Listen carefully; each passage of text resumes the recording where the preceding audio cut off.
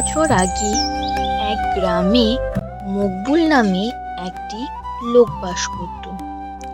মকবুল ছিল গ্রামের সবচেয়ে অলস মানুষ।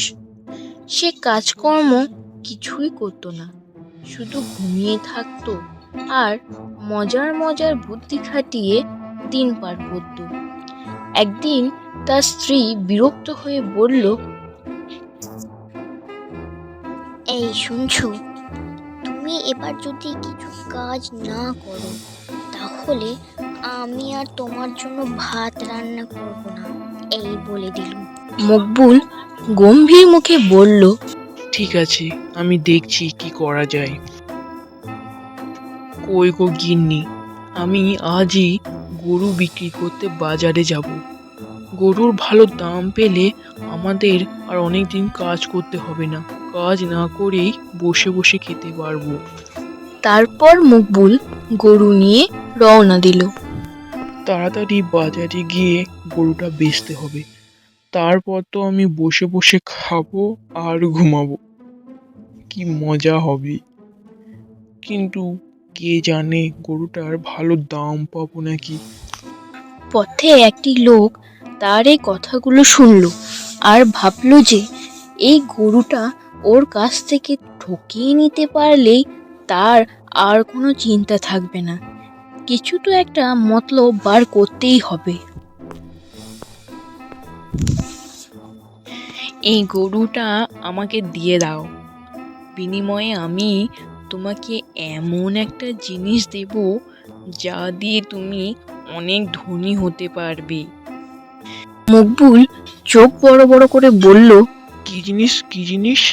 লোকটি একটি কাঁচা বাঁশ বের করে বলল, এই দেখো, এই বাঁশটা হলো জাদুর বাঁশ। যদি তুমি এই বাঁশ দিয়ে কারোর পিঠে আঘাত করো, সে তৎক্ষণাৎ তোমাকে টাকা দিয়ে দেবে। মকবুল তো খুশিতে লাফিয়ে উঠল এবং বলল, আরে এটাই তো চাই। এই বলে সে গরু দিয়ে বাঁশটা নিয়ে বাড়ি ফিরল। বাড়ি ফিরে এসে তার স্ত্রী তাকে জিজ্ঞেস করলো, কই দেখি, টাকা এনেছো?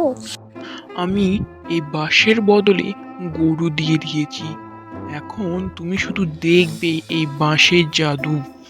এই বাঁশ দিয়ে কি করবে গো? যদি কেউ আমাদের টাকা না দেয়, আমি তাকে এই জাদুর বাঁশ দিয়ে পেটাবো, সে সঙ্গে সঙ্গে টাকা দিয়ে দেবে। কি ভালো ব্যাপারটা। তার স্ত্রী কপালে হাত রেখে বলল, হাই হাই গো, তুমি তো এবার একেবারে শেষ হয়ে যাবে। দেখো, লোকের কাছে আবার মার খেয়ে বাড়ি ফিরে এসো না যেন। দিন মকবুল সেই বাঁশ নিয়ে মোড়লের বাড়ি গেল। মোড়ল তাকে দেখে বলল, কি চাও মঙ্গল? মোড়ল সাহেব, আমাকে 100 টাকা দিন। পাগল নাকি? তোমাকে আমি কেন টাকা দেব? টাকা যদি না দিয়েছেন তাহলে এই জাদুর পাশ দিয়ে আপনাকে পেটাবো। মোড়ল ভয় পেয়ে গেল। সে তাড়াতাড়ি 100 টাকা দিয়ে দিল মকবুলকে। এ না না, আমাকে মারিস না, এই নে তোর 100 টাকা নেই, কিন্তু এই বাস আমাকে বিক্রি করবি তুই? মোড়ল সাহেব, এই বাসটা আমার জন্যই ঠিক আছে।